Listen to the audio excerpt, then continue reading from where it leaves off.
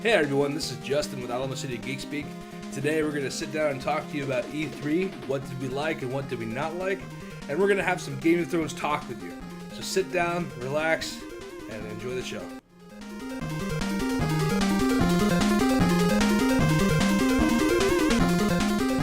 Welcome to Alamo City Geek Speak. I'm Justin.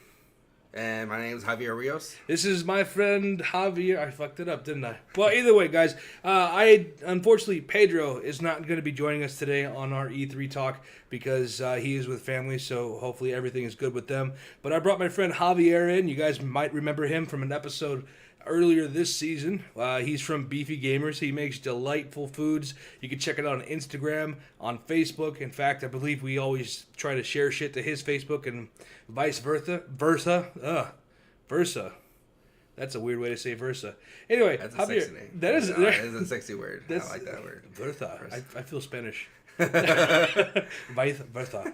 Anyway, so Javier, tell us a little bit about yourself for people who don't remember who you are, which you should, but if you don't. Well, 2 years ago, I barely just celebrated the 2-year anniversary for Beefy Gamers. It was really fun. I don't know. I decided to do something where I wanted to share content about video games, and I always like cooking, so I always posted pictures of stuff I cooked for my wife or for myself or for friends or whatever. And I decided to blend that together because I was thinking I can make more content with that because this comes natural. So one day I just knocked it out. I found the name. I made the logo. I did the Facebook page. And that was May 21st. I remember that. That's actually 2-year anniversary. Everyone remembers the exact date when you decided to actually I do was something. actually sitting on the floor in the living room. I had my computer on the coffee table. It's a pretty big coffee table and a pretty heavy one. And I was doing homework or whatever, and I was like, "Fuck homework! I'm gonna knock this out. Like I've been talking shit about Beefy Gamers for the longest time. I'm gonna make a logo, I'm gonna make a page." I knocked it out the same day, and then the next day, I posted stuff about Watch Dogs before it was posted because it was about to come out a few weeks later. And I went to the midnight release, took pictures, posted it, started getting views, started getting really cool posts and comments and likes. So I said, okay, I'm gonna start putting more stuff on there. So I started posting memes. I started finding out more articles. And there's a thing called Flipboard, and Flipboard it has it's almost like an outlet to different websites you can look at, and that's what I kind of wanted to do. How I first started it out, so I would get different content from different sites, and then after that I was like, you know what? Next year came, and I want to make my own content, so I started doing video game reviews, and I started showing stuff how to cook. I posted pictures when I was doing my marathon last summer or 2 summers ago, and after that I was like, man, I'm going to keep doing this. So I just kept going. And I'm here now. And it's still kind of I don't know. I'm trying to still fill myself out what Beefy Gamers can do for the next 5 years. So I'm not sure where I'm at still. But, I'm having fun with it. And people like it. You're mixing the two things that everyone loves in this world, or at least should love. Yeah. You need one of them. Yeah. I'll let you decide which one you need of video games and food. But the fact of the matter is you're doing something different out there, so it's always great. I think last time you were with me and Pete, you made some flatbread pizza, which if you guys don't remember that episode, I'll put it in the description so you can hear us eat food while we're talking. We don't normally do that, but we said, hey, when Beefy Gamers is around, you play by Beefy Gamers rules. So, E3. You got a chance to check out E3, correct? Yeah, this is actually the first year where I actually was able to look at the conferences mostly on Monday. Sunday I was at work, but I was going through social media and stuff like that, and I was pretty impressed with Bethesda. They had some pretty cool stuff, especially Dishonored 2. That looked pretty amazing. Oh, that looked pretty great. I need Assassin's Creed, and it's not going to be here this year, so maybe that can fulfill my void. Until the next Creed comes out next year. When you have Dishonored, you have a great mixture of, you have the Assassin's Creed style assassinations and creeping around, but then you also add in that extra, ghastly effect of being able to disappear out of thin air and appear behind somebody else, turn into a shadow demon thing and stab someone through the heart. Yeah, that video was pretty impressive. So Sunday was probably one of my favorite days, just because Bethesda's gonna be my top. One of my top developers. Ubisoft, for some fucking reason, I don't know why, I really enjoy all of their stuff. I I'm somewhere between I hate Ubisoft and I love them because some of their content comes out and it doesn't deliver. Right? The Division. And then some of it comes out like, like Assassin's Creed or Watch Dogs. I'm hoping with Watch Dogs that can consistently deliver, albeit sometimes it may be very reminiscent of the previous installment, but deliver generally a solid storyline, a solid gameplay mechanic, something new. And I'm pretty excited about seeing Watch Dogs 2 in action. Yeah. I'm kind of biased because I like Ubisoft a lot. I think me and Ubisoft, we have like a relationship because they love marketing and branding, and I love stuff like that. I love design. Just love the way they package everything, and their shirts. I have like at least 10 shirts, at least. And man, I found out they have this UK store where it's just ridiculous. I want everything there, and like I want everything from Watch Dogs. I want everything from Far Cry. I don't even play Far Cry, and I like the Far Cry stuff. The only reason why I'm not playing Far Cry is I just don't have the time to invest, especially in the last one, Primal. Like I couldn't do it. No, because it's just too much. I'm still going through Primal. It's it's kind of one of those examples I was talking about. Giving the same kind of experience. Primal was different, but then if you played Far Cry 4, I feel like you've already played Primal. Yeah. Just because of the fact that, it's the same thing, but this time with clubs. But, no, I get what you're saying. I love old Ubisoft. I love when Ubisoft was exciting, especially if they can come back with a new Splinter Cell. That right there would put them at the top. But you know what? They shared a day with some other developers. Actually, they shared the day with Microsoft and Sony. So, no, not Sony. I'm sorry. They shared the day with who on Monday? I'm drawing a blank now for some reason. For Monday, you know what? Monday was Ubisoft. They did PC gaming. Yeah, it was only Sony and Microsoft. Because a lot of people dropped out. Right. Nintendo dropped out. Rocksteady dropped. Not Rocksteady. Rockstar dropped out. Well, I heard Rockstar's going to make some big announcements at Gamescom. So I'm super excited about that. A lot of people, they're leaving E3 and having their own type of like expo and stuff. They're starting to do that. I think one of the biggest reasons is because E3 turns into, not only is it a giant pissing contest, which we're going to get to that in a second between the two biggest competitors. Definitely. But then it also... There's a lot of emotions that run high, at least I believe with some of the viewers. Some people can be a little upset when they don't come out with a game or the game doesn't look exactly the way they want it to. So it's, if Rockstar, I won't lie, if Rockstar comes out with their announcement and they do not announce Red Dead Redemption 2, which I believe that it's already been kind of hinted at. Yeah. But if it doesn't come out or it's not announced this year, I might honestly just lose my shit. Supposedly it'd be 3 because someone said there's another one that came out before Red Dead. There was Red Dead Revolver, which was on the PS2, and that was a really awesome game. If you haven't had a chance to check it out, it's pretty cool. So technically it would be 3 if we're looking at the general storyline, but it would be Red Dead Redemption 2 because it would be the second one in the Redemption series. Yeah. There's also rumors that it could be a prelude too. Shit, so they can use the same character because everyone loves that guy. Who doesn't like Marston? I mean, he was probably top 3 of my favorite protagonists because he had this whole fuck you, I'm a cowboy thing going on, and plus he's been shot, stabbed, and so many other things. It's funny. Yeah, it's not funny. Yeah, for me, I jumped ship. I jumped into the whole bandwagon like a year and a half too late because I bought the one where there was the Nightmare one, Under Nightmare, and I was just lost and I sucked at shooting at the time. I still do, but I could not kill anything, and then I was on a damn horse and I felt like I'm just riding him forever, and I'm like, this is not for me, and I turned it off and moved on. Honest to God story, and then we're going to talk about the two big elephants in the room. The honest God story here, Red Dead Redemption, first game to honestly make me cry. Swear to God, there was a moment where you're riding down to Mexico and there's this song on, and I forgot his name right now off the top of my head, but it was Far Away. And I tell you what, dude, listening to that song, knowing what he's going to go do, and just paying attention to all this, it was it was such an amazing moment, and that's just a good testament to Rockstar themselves as far as storytellers are concerned.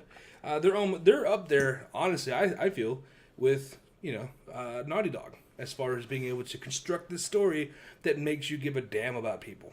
Yeah. So, Microsoft and Sony, the fight continues. Yeah. This year was no different, but you know what? There's also another thing that I found that was no different as well.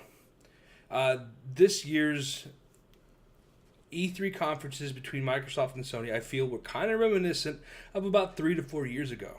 Yeah. I guess you can say that. Well, because you had Sony, they were banking on the PS4 as well. Yeah. But they weren't pushing it as hard. They were saying, "Hey, here's some great PS3 games coming out, but look at this cool shit for PS4." They were showing you software. Yeah. Whereas the Xbox One, they were talking more about features. Yeah. They're talking more about overall control and how you can use the Kinect and do this. Yeah. So while that was cool for a lot of people like myself who were riding the Microsoft horse pretty hard, this year they came out talking about the Microsoft Xbox One S and Project Scorpio, which the Xbox 57, I don't know, whatever. It's going to be like the 361. Who knows? But, I feel that they did a great job having this unique storyline.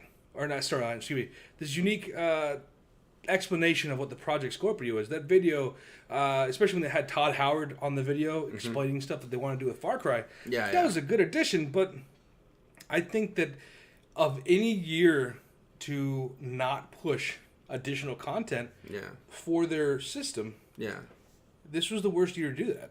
I mean, you saw Sony's presentation. It was games after game after game after game until they finally talked about one piece of hardware and then kept talking about games. Well, they didn't have to because they already know they won the war. That's true. And so they don't have to go back to ground zero. The thing I respect about Microsoft and the new CEO, Phil Spencer, he gets it. Like, he knows they screwed up. The people from the high up guys, they were way out of touch. He actually cares. And that's what makes me want to buy an Xbox One right off the bat. But the thing is this, I think they're being a little too ambitious with Scorpio because you really don't know what's going to happen next year. And they have a history of doing that. Like, they like to throw out these high marks and these bars, and sometimes they fail, but sometimes they hit home runs. But I was actually like really rooting for them this year because, I really want to get an Xbox One. I really want to play some of the exclusives. I like Quantum Break. If I feel like I need to play that game. But I just don't want to drop $300 for one game because Gears of War 4 is not speaking to me because I saw the Gears of War gameplay and it looks fine. I know hardcore friends that into that game, they will buy it and they will love it and they will play it for at least 100 hours and max it and platinum it or whatever you call it. I don't know what you do, 100% achievements. Yeah, there you go. For me, I never got into the series, so I'm kind of out of touch. But it didn't wow me at all. And that's kind of the problem I have coming from now that I do Xbox One, I do PS4. I just recently built a PC, so I'm falling into that PC master race kind of mentality going on. Yeah. But with Microsoft, huh? There's no crime in that. It's okay. I have too many games to play now. It's 5 years from now, it might just be PC. Who knows? Well, if Microsoft has anything to do with it, But the thing is, like, when you look at so let's look at the pros and cons of what Microsoft did. Okay, so they were the pros. The fact that they're talking about Scorpio, they're very ambitious. 6 teraflops of GPU power. That's roughly so you figure the 1080, the new NVIDIA 1080 that came out is putting out about 8 teraflops. Mm-hmm. So that means that whatever they're putting in their system is going to be almost as powerful as the 1080. Whatever is in the 1080 is a hell of a lot more powerful than what's in the PS4. Mm-hmm. Is that a great move? Technically, yes, it is at this point. Yeah. But then we still have to wait a year, and then if Sony comes out with something bigger, whether they're coming out with the PS4.5, if they decide to up the ante on that, Microsoft still may be in a losing point. Now, but again, the pros are it's ambitious. They're showing their balls. Yeah. Phil Spencer, you're right. He is a very charismatic leader as far as being a CEO and a showman. Yeah. That could be a good or bad thing. Now, the bad part about this show was the fact that it just felt like Scalebound looked great. Scalebound by Platinum Games looks really awesome. But then when you bring in Gears of War 4, the game that I've been waiting for so long to see. Yeah. Ever since Judgment let me down, I couldn't get into the video. I think also it could maybe just be the characters too, because Marcus is not there. The original team, the original people, they're not there. So like it's hard to sell another game like that because they were there all 3 games. And this is a whole almost like a reboot. I think that for me, unless they played out a different way, the story. Okay. So if you said yourself you didn't really follow too much of the story, and I saw a trailer and it gave the certain hints like that guy is the son of Marcus. Yeah. So I got that with that whole part. But I mean, like as far as escalating moments go, I feel that the steam in the Gears of War series was definitely dropped with Judgment. Granted, Barrett is not a bad character to follow, and the Coltrane is awesome. Yeah. But I don't give a damn about any of those guys. It's all about Marcus Phoenix. Yeah. And him and Dom were legendary. Yeah. Ever since Dom's demise in Gears of War 3. Sorry if you don't know about that. Spoiler alert. Yeah, I would want to play them, but I don't think I have the time. I'll probably just go on YouTube and watch the CGI clips. So after all that happened, you were left to wonder what's going to happen from now.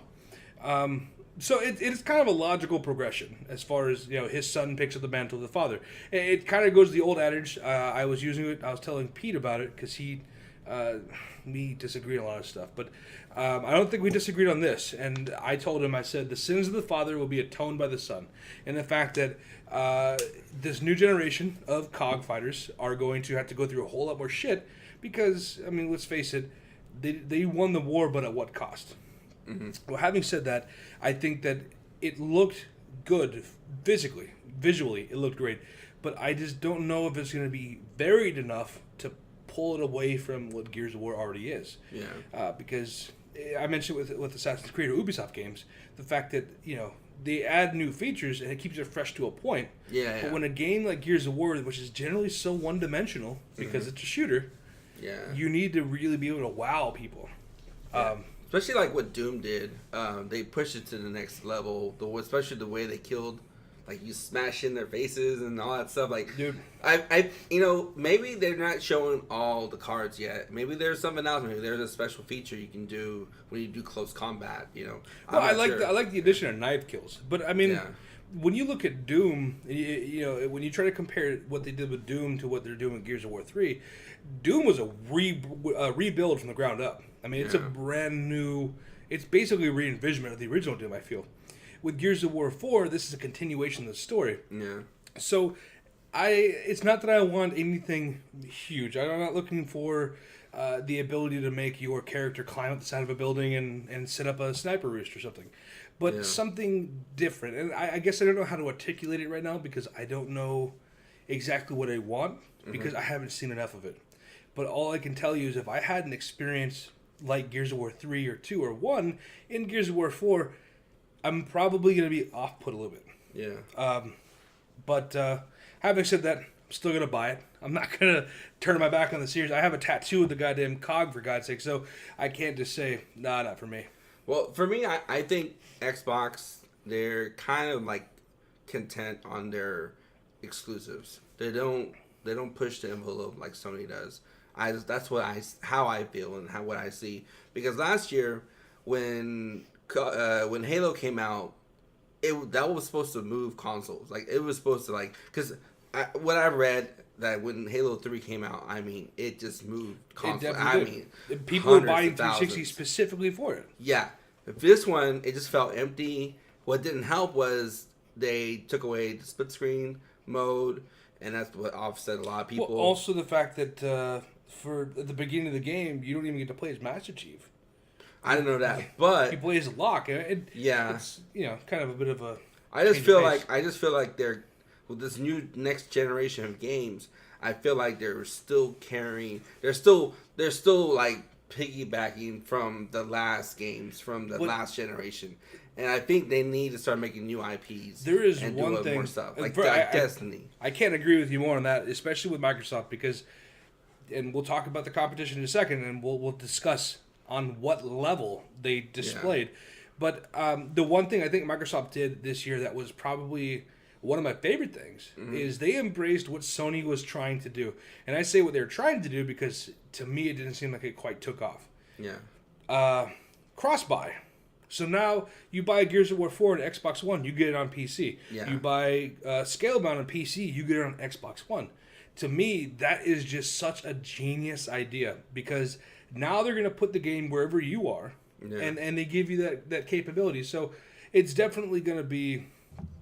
It's going to be an amazing experience, I think, seeing what they can do with the upcoming hardware. The S is forgettable. I think we discussed that and kind of agreed on that, where the Xbox One S is a neat idea. Yeah, it is. But at the same time, it's a rehash of the 360S, and then the only thing you get out of it is some people say there's going to be a performance difference. Microsoft said there's not. I don't know who to trust, Microsoft. And then also, it's a 2 terabyte hard drive. Well, the thing is this, with the S, it's kind of it's almost like a stepping stone to the next thing they want to do for next year. Because what it is it's for people that don't have an Xbox One yet. So, like people like me. And for that split minute, when they introduced it, I was like in on that because it was white. It was small, 40% smaller than the original. They added they tweaked the controller slightly on the grip mostly. And the thing that sold me was that it plays Ultra Blu-rays too, and it also has a 4K output. So it can be a plus. Yeah, and so I'm not expecting it to run better than Xbox One because it's not supposed to. Yeah, it's supposed to just run the same because then it's just Scorpio. It's like pre-Scorpio. Yeah, Scorpio it'd be like PS4 0.5 releasing right before the 5 does. Assuming they ever release a PS5. Yeah. I think for this one, it gets people's butts into Xbox One and invested in it until next year, and then they take it to the next level. And the whole cross thing, I think they're looking at the future because it's Xbox and Microsoft. They're already in bed together. Like within a few years, or maybe even next year. All that stuff, the achievements also, if you get achievements for the PC, it's going to count for the Xbox also, when you go back and forth. And that's what I'm expecting from Scorpio. I'm expecting a bridge to be made. Already, we have PC games doing some kind of communication to Xbox One. That's pretty cool. But to have it a little bit more unified, that's going to be a big plus. Also, before we move on to Sony, huge favorite part of the show, too. This is stupid, but it's because I'm an accessory whore. The ability to design your own controller was beyond. I was already getting the theme colors of Beefy Gamers on there, dude. I was like, you know what? I could do black and green. Put ACGS at the bottom. Shit, bedazzle that shit. Right? It's literally all over everything. Okay. So let's move on to Sony and talk about what Sony did. All the right things they did, and then maybe a few of the wrong things that they didn't necessarily do. It's hard. It's hard to look at the cons because, first of all, they've already executed the hardware. So for them, it's like they're just freaking cruise control. That's it. They're cruise controlling, dude, and they're focusing on the games, the story, the strong story. I mean, I don't know how many trailers were out there that made me want to feel instantly. I had feelings, like that scene with God of War where. In the end, he was telling him about, hey, I'm setting you up for the future and all stuff. He's pretty much telling the kid, I want to train you or whatever to be a man. And then he's about to touch the boy, touch his son's shoulder. And he's like, I can't. I'm a dick it's weird. Still. And I'm like, it's weird. Oh, why'd you do that? You son of a bitch. I think one of the biggest things I was excited about it, and we were talking about it a little bit before the show, that was the radical difference of God of War, since we're on the subject, from what it used to be. It used to be straight up just a square or just a button style, masher simulator. I didn't care. Well, it wasn't a terrible game, and the first couple of ones were exciting because it was something different, But then as the game went on, it was just let me see how many times I can hit square in this combo before the enemy explodes. There's all those freaking fucking sequences where you're hitting the buttons, the quick time events, and it wasn't the worst game ever, but eventually after God of War 2, God of War 3, God of War Chains of Olympus, God of War Ghost of Sparta, 3, God of War Ascension, exactly, you kind of like, how much more of this shit am I gonna have to play? Yeah. And then they did re-releases of the PSP games onto the PS3, and it's like, well, I gotta play these again now to get more stupid.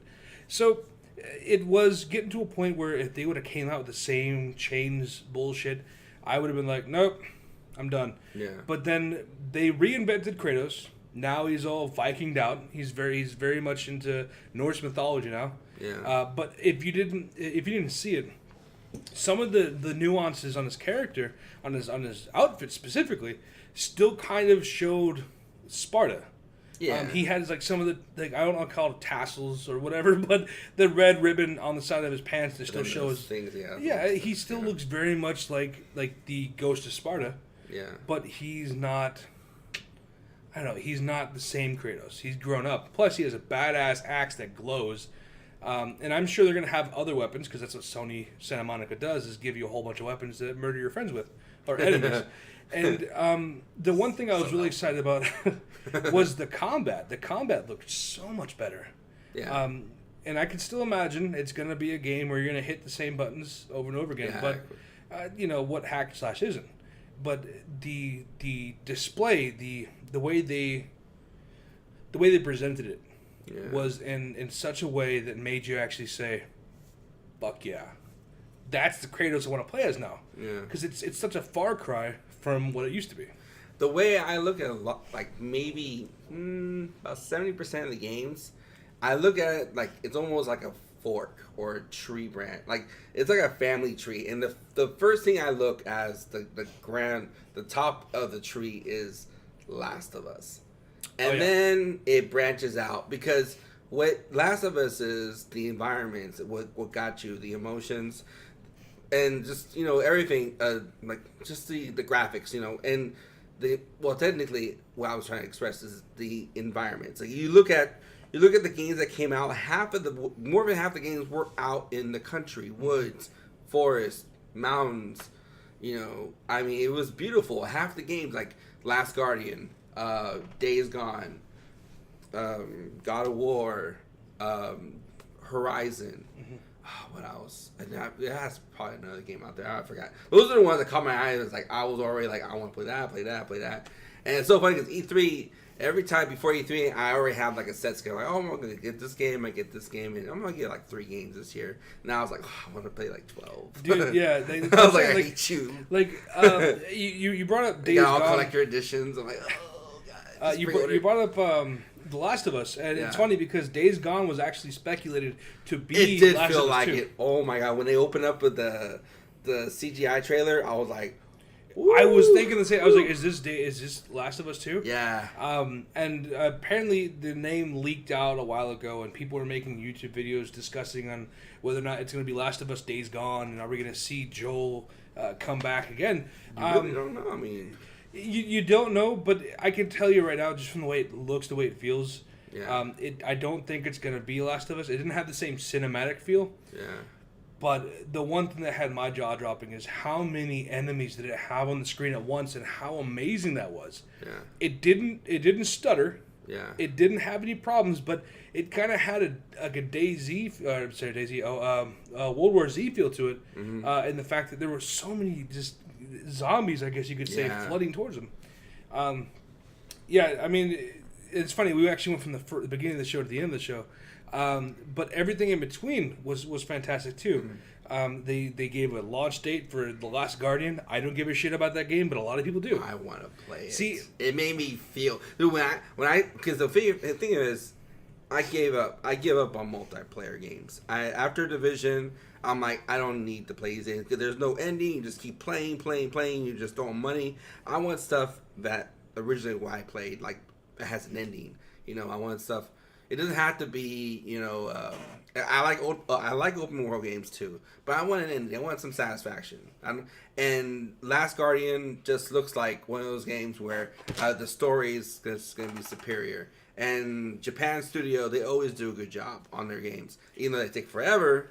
But this one actually, I wasn't even surprised like when it came out because there were already rumors about it, and they had to do something because it's already been 10 years in the making for this game. To me, it definitely, and this is going to be a rehash of what everyone was talking about 2-3 years ago when it was first shown. It kind of has an Ico feel to it. Mm-hmm. And I played Ico for maybe 20 minutes, and it's just not for me. So, I mean, definitely we differ, the fact that I play a majority of shooters, games that are, like, fast and frantic. And who knows, maybe I'll pick up The Last Guardian and let me borrow it. There you see, that's a real friend. We can share games. It's PS4. We share games. But we'll see what happens to it. But that was the huge moment, though. Even though the fact that I more than likely won't play it, let me borrow it. The fact of the matter is, they went and gave it a release date, and they put it in front of everybody and said, "Look, we waited until now to announce it." Oh, they would have shown it again and not given a release date, put like a TBA or some shit. Dude, people would have been throwing soda cans or beer cans or something. Some in their iPhones, I don't know. Now, another thing that was really unique to bring out for Sony was Crash Bandicoot came back. I knew exactly who it was when I heard the sounds, and I saw, and there's a lot of people who did, so I can't make it sound like I'm fucking some kind of genius or something, but as soon as I saw the tikis pop up and I heard the music, I'm like, oh my god, it's Crash Bandicoot. I knew this was going to happen eventually because the rumors mills were going crazy, but I was just excited to see that they were actually going to do it.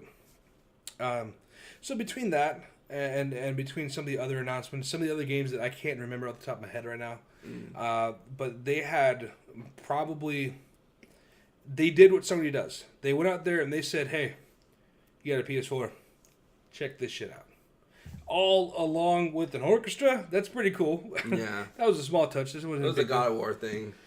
Oh, dude, it was everything that they did on that show was right. And I feel kind of like a traitor because before I had a PS4, I would have been like, this is bullshit. But, I mean, honestly, what can you say? You have to give credit where credit's due. They killed the show. Yeah. Not saying Microsoft did anything bad. They just didn't bring it the way Sony did. But then again, it could have been a lot worse. Because there was one other conference that happened that was so much more underwhelming than Microsoft or Sony. And that would be Nintendo.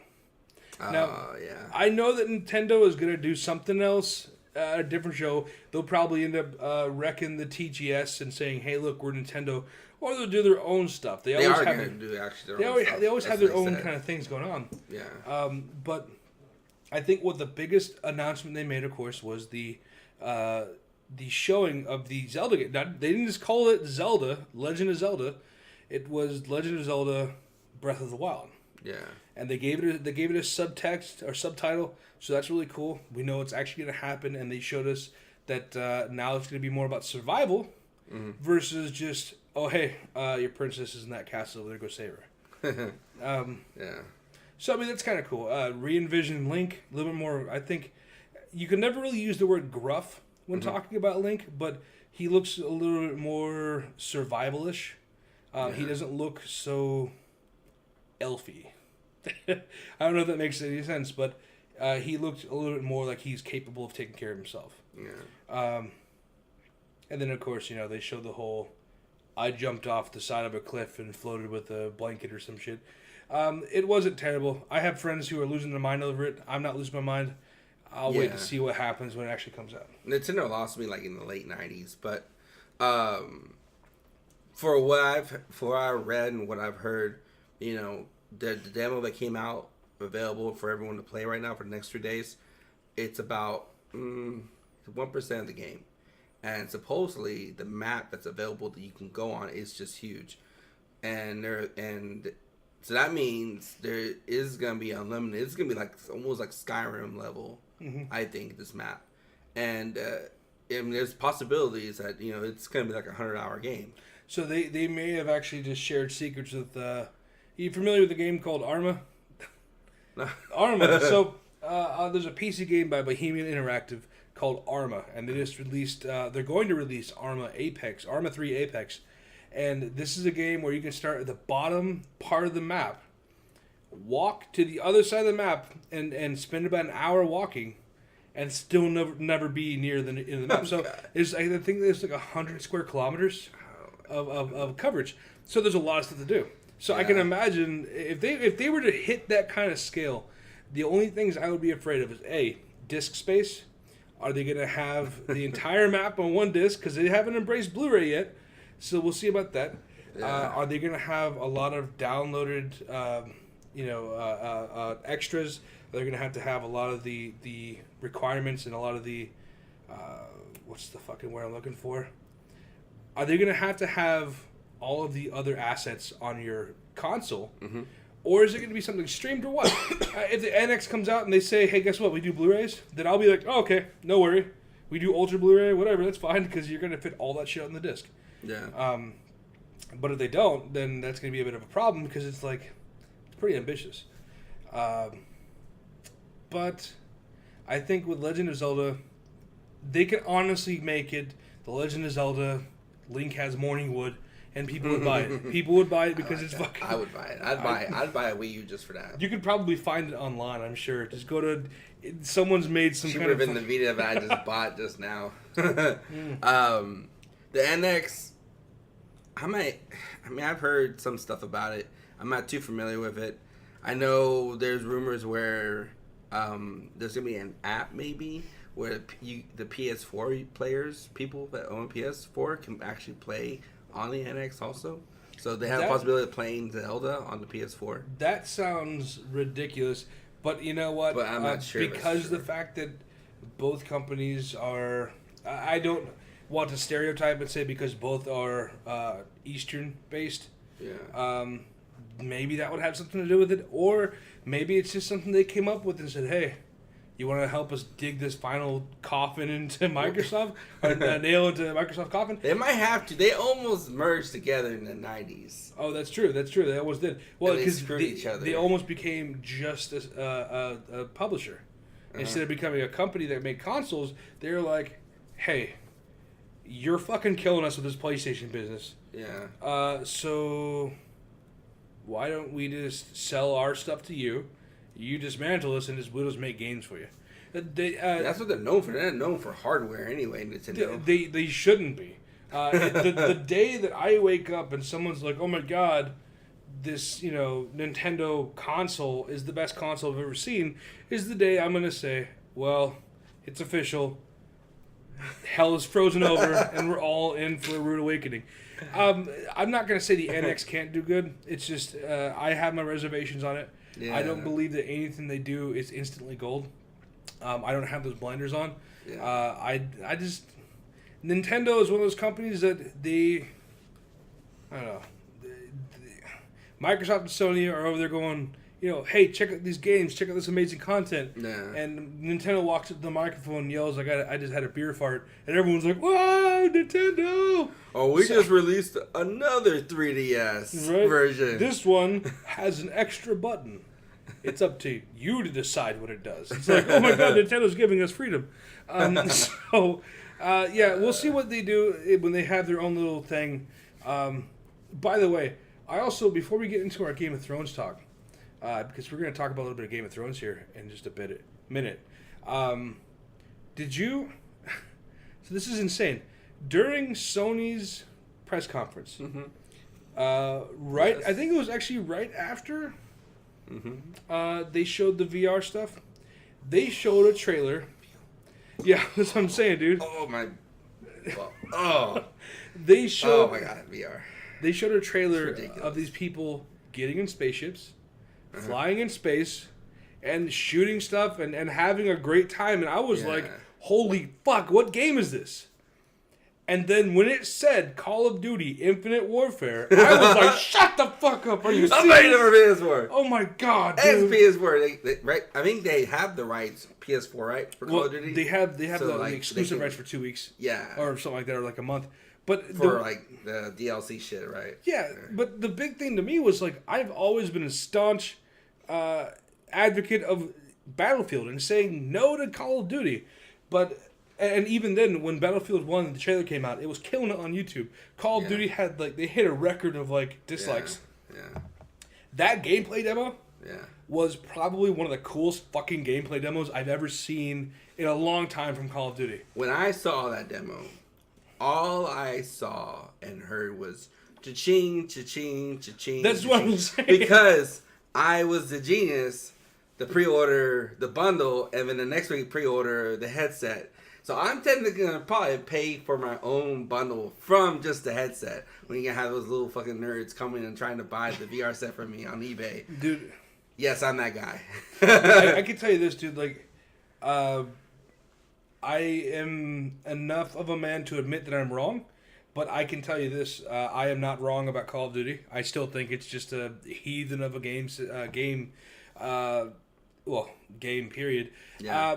Just because one demo wowed me doesn't mean the entire game will. But if the entire game controls like that, if it allows me to pick my missions like that, and kind of feel like I am a space commander, I'm all for it. The thing is this. Okay. I'm pretty much dedicated to the PS4 right now until next year. Then I might go half and half for the new Scorpio, supposedly. Well, the thing is this.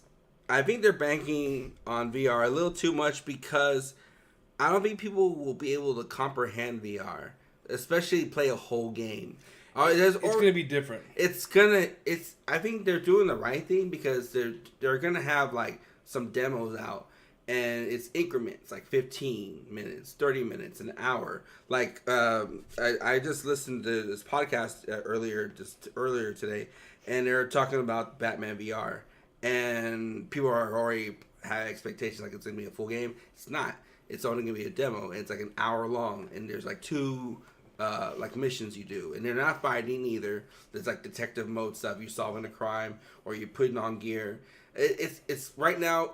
The first year, it's just the baby steps, and I don't believe into the whole Resident Evil game because they said the guy goes, "Oh, it's gonna be in VR from the beginning through the end." I don't know if I can do that. No, for sure. But here's the other thing too. And I don't want to show the PC master race colors, but PC so far has embraced VR to a level of complete immersion, whereas consoles, they haven't announced how controllers are going to work with it. If Sony came out and said you can use the PlayStation Move with you can. If you can move it, have it in a certain capacity to where now you can play Skyrim and hold your shield up and swing your sword, that's cool. But they're not. But even at that point, that'd be kind of like almost like Guitar Hero. You're gonna have a. When I saw some of the PC demos, I saw the PC demo for the Killing Floor VR game. Holy shit! I mean, you're holding guns. You can turn them sideways and go for that kill shot, right? No, but you can do a whole bunch of cool stuff with the guns, and it's all 1-to-1. So I'm interested to see how consoles can keep up with that kind of, again, that kind of immersion.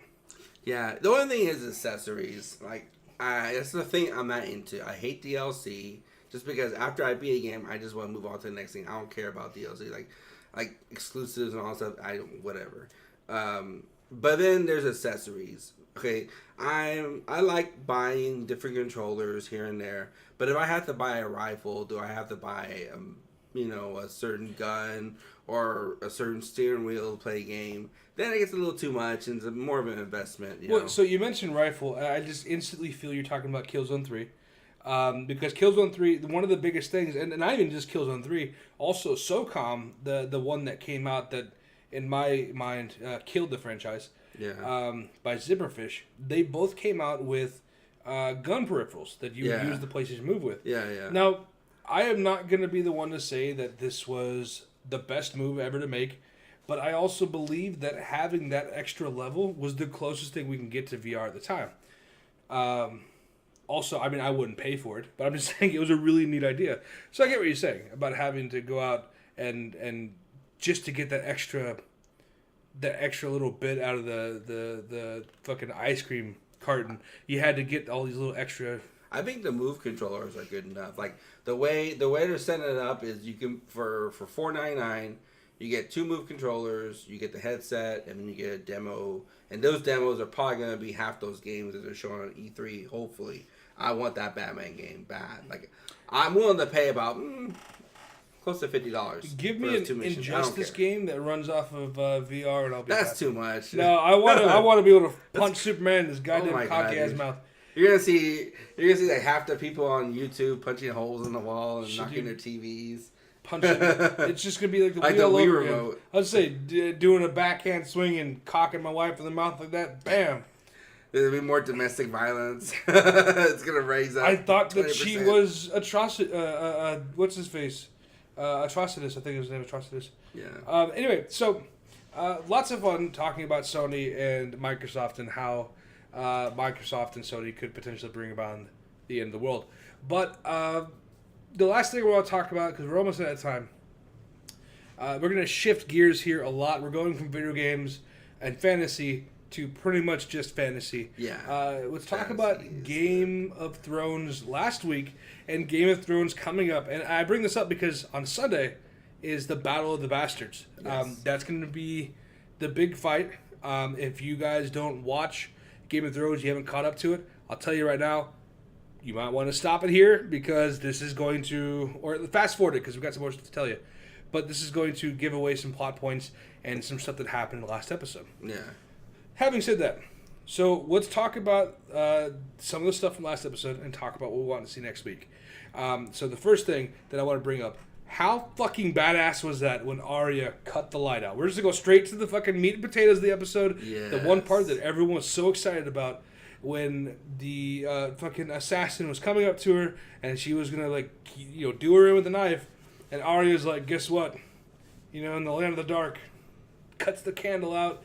And now it's like, what the fuck? Well, see, I think she's been playing with that girl.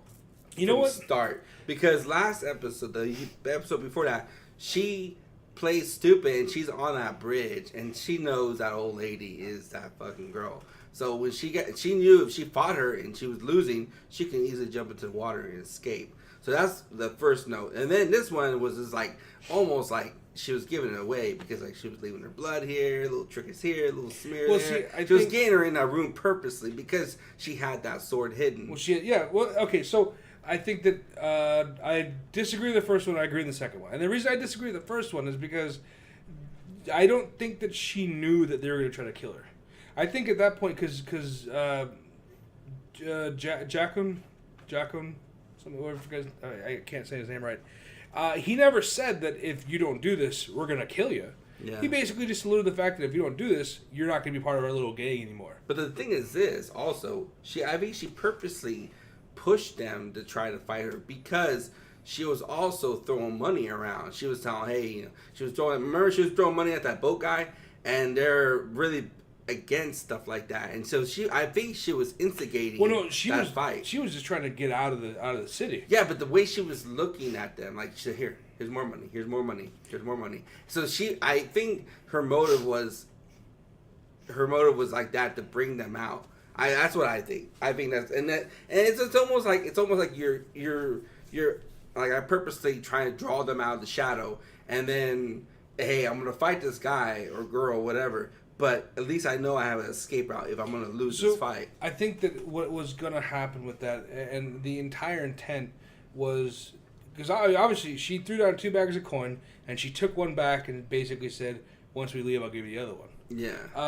While that could have been a tactic to pull people out, and that's not, I'm not going to say that's not what happened, but I will say that would have been kind of against what she was doing at the time. Because her friend just got her neck broken, slit, cracked, whatever, the actress. That was really sad.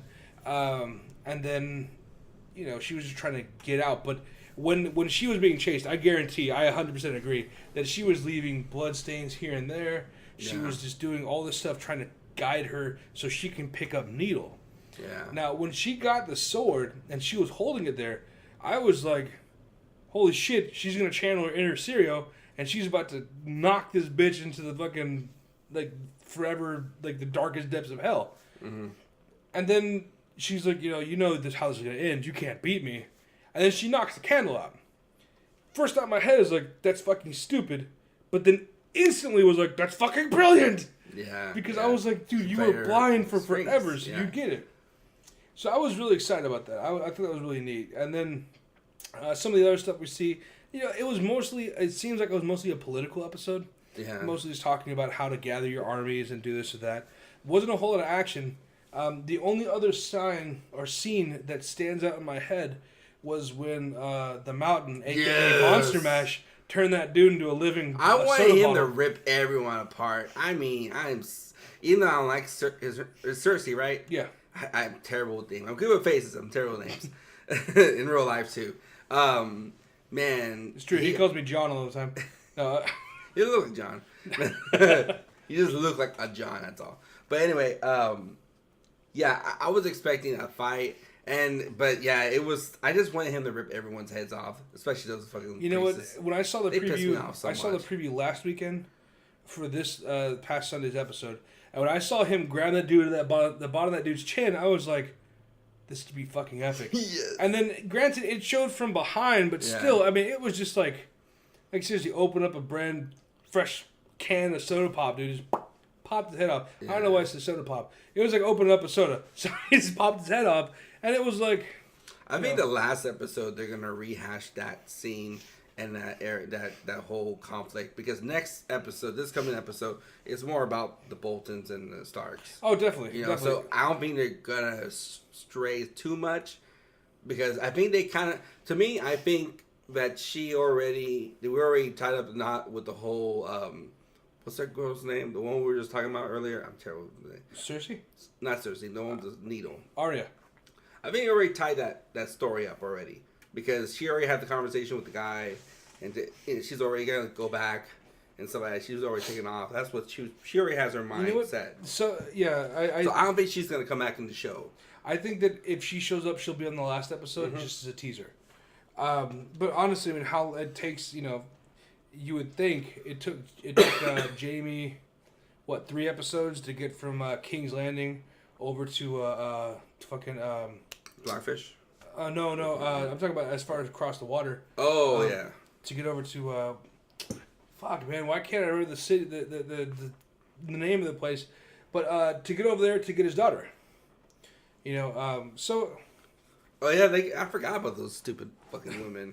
Yeah, well they'll get theirs. If they don't get it this season, they'll get it next season. Which I'm sure they'll get it this season, because you don't kill Cersei's daughter and get away with it. But what I'm expecting to happen is I think that when Jon Snow and Ramsay come together and start fighting, I think Ramsay's going to have superior numbers until he starts to realize. I fully believe that the Umbers and the Karstarks are backing Jon Snow 100%.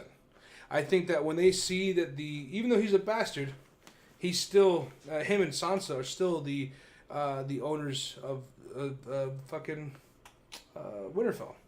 They're gonna be like, oh shit, man, the North remembers, kill him. I just hope that Ramsay gets skinned. I hope that he gets flayed. I think the thing is this. I think the ace in the hole is gonna be Littlefinger. He's gonna bring his army, because was it Sansa? Yeah, she left. She pretty much gave in, and I think she sent out a Raven, right? Yeah, she sent out a Raven. I think she sent it to Littlefinger. Yeah, so I think he's gonna pop out in the end, and he's probably gonna be the anchor. Well, I can tell you this: Sunday can't come fast enough. I need to see what's gonna happen. The Battle of the Bastards is gonna be a big moment. And I think this is the big fight that we've been waiting for. The last time I saw a fight this big was the Battle of Blackwater. Yeah.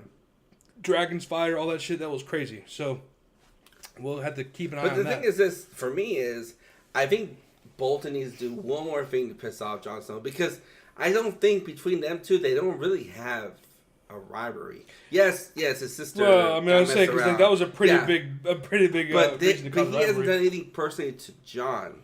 Nothing really to really motivate him. The only thing I can think of is if he didn't throw it away, and if he didn't send it away to the Iron Isles, maybe come out with Theon's wee and throw it at Jon and be like, "There's your best friend." Well, they already have it somewhere. Theon. They sent it to his father. Yeah, they sent it out there, and then he died. Maybe it's bad news. Every time that Theon's dick gets near anything, everything dies. So yeah, like I said, Sunday we'll have to keep an eye on that, and then maybe we'll follow up on Sunday's episode. Give him a little extra so and so on the podcast. But that is going to be about it for our show. Yeah, sounds right. Keep in mind, everyone listening, if you guys like the episode, make sure to like, comment, and subscribe. If you guys like us as people, go to Facebook and like us on Facebook too. Even if you don't like us as people, you can like us as a group. And then don't forget to check out Beefy Gamer on Facebook and Instagram. He also streams at twitch.tv/Beefy Gamers. Yeah, and if you like looking at food, go to Instagram.com/Beefy Gamers. And the same thing for Facebook. I always constantly put updates on new games and more content, like more stuff I'm cooking. So I'm still working on some more projects, and within the next hopefully within the next 2 to 3 months, I'm gonna have a lot more things going on. Especially if you go to beefygamers.com right now, I have a new website set up, and actually I have a few articles from Alamo City Geek Speak already posted on there that you can check out. And then I also have some really good food you can look at, and ingredients and show. I don't think I have the menu. I don't think I have a recipe yet, but just the ingredients. Just ingredients on how to put. Yeah. Yeah. I've seen it, and it's a really nice looking website. In fact, we tried to hire him to do ours, JK. We should have. But no offense, Jared. If you heard that, don't fucking bitch at me. Anyway. I like your website. Really, honestly, it's like the way it's responsive. Just the way statically how it looks, I like it. For me, it's not terrible. Like I think that we have some work well to do, but the fact is we have a website up, so I can't really give. You have content on there. That's all that matters. So also don't forget, if you guys go on Facebook, you guys can always message us.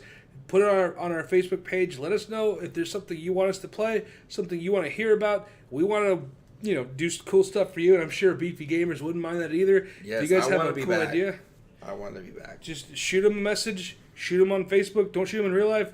But also do it on Instagram. Let us know what you guys want. And we will do our best to abide. Other than that, that's all I got. Javier? I really appreciate you having me on the show. I mean, hopefully down the future we can cross over here and there. And because I kind of also want to do podcasts down the road too. I just don't have time because I'm constantly either working or making food or trying to play games. So it's kind of hard, and updating my website and my social media. You got a lot to do. I'm a one-man team. You guys have a nice little army going on, and I'm really jealous. But that's why I want to kind of piggyback with you guys on especially on podcasts and hear what I have to say. The only bad thing about having an army is it's never as big as other people's. So it's they gotta get the car starts and the embers involved. It's stupid. But you guys have a cohesive unit. Like you guys know your roles, everyone, and that's a good thing. Do we, Jared? Do we really? No. But no, dude, no. We'd love to have you on the episode again. It's gonna be a lot of fun. So having said that. Everyone, again, appreciate for listening. My name is Justin. And it's Javi from Beefy Gamers. And you have just listened to Alamo City Geek Speak, and you cannot get this hour back in your life. Thank you very much. Y'all have a great night. I like it.